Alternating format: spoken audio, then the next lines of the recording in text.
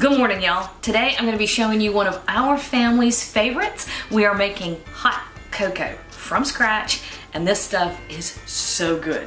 All right, let's cook. We got a family to feed. All right, y'all, we're going to get started on real, creamy, decadent hot cocoa. And I actually had to make a batch, and think about this because I've done it so often, I couldn't quite tell you how much I put in it, so I made a batch so I can measure, so I can tell you. Now, with that said, every single one of my kids has their own tweak that they like to do to this hot chocolate. I'll tell you about it as we go. But we start out with 6 cups of whole milk. We use whole milk. You are more than welcome to substitute what you like, but I like the whole milk. It has a much richer, creamier taste and feel to it. And then we do cocoa powder, right? And I use right at 1/3 of a cup. I've noticed the number one problem that the kids run into when they first start making hot chocolate for themselves, number one problem that they run into is they add too much cocoa powder. It gets very dark very quickly. Now, something that's fun if you want to and you have dark cocoa powder, I like using that. And don't worry about, you see the lumps? Don't worry about that. Those will smooth out as it heats up. I've got this over kind of medium heat. You don't want to ever let it boil. You do want to get it nice and hot all the way through, and you want to let everything in there dissolve. Now, 2/3 of a cup of sugar. That's the second problem that they make. They always want to use a ton of sugar. You don't need it. I promise. All right, now, a couple of variations. Because this right here is really good hot chocolate. If you give that to somebody, they're gonna love you. All right, that's just a pinch of kosher salt. You don't want a ton, you don't want to even have it taste salty, but a tiny bit of salt really wakes up the flavor of the cocoa. And here's where our variations start. Now, a couple of the kids like to throw in cinnamon sticks, and they will put the cinnamon sticks in here at this point. It lets the cinnamon kind of bloom and perfume. You can do that. Or you can use, can you see that? Use a teaspoon, half a teaspoon of cinnamon, or none. You do not have to have the cinnamon in there. You also do not have to do this step, but I really like it. If I can find, here we go.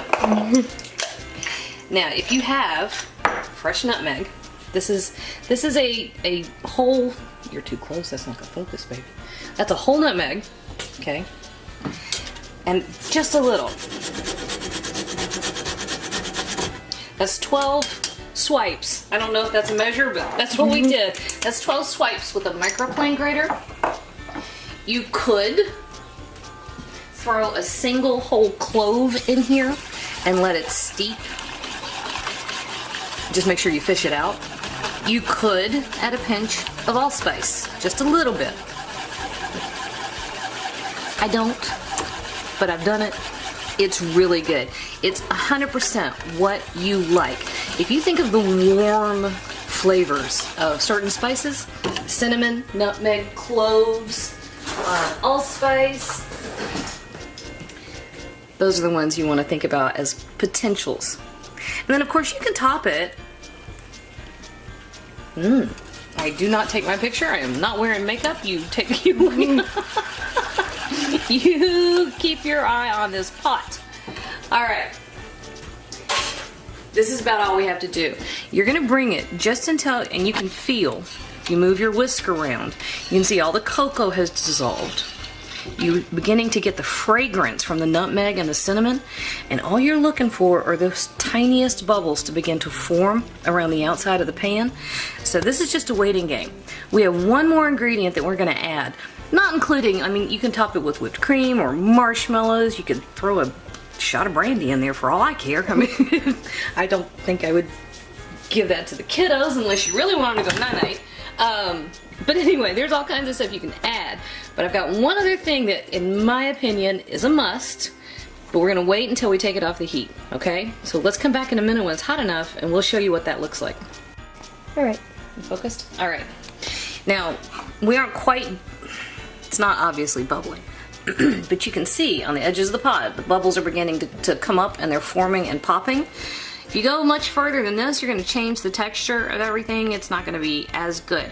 Everything is dissolved. Your flavors have bloomed. It is this lovely, creamy stuff. Okay, so this is when we cut it off. This is also when we add our last little ingredient. I like to use just half a teaspoon of vanilla extract. Don't put the vanilla in there before you take it out or before you turn the heat off, because all your vanilla flavor will just poof. It'll evaporate. Alrighty. This is all there is to this. Look here. Let's see if I can.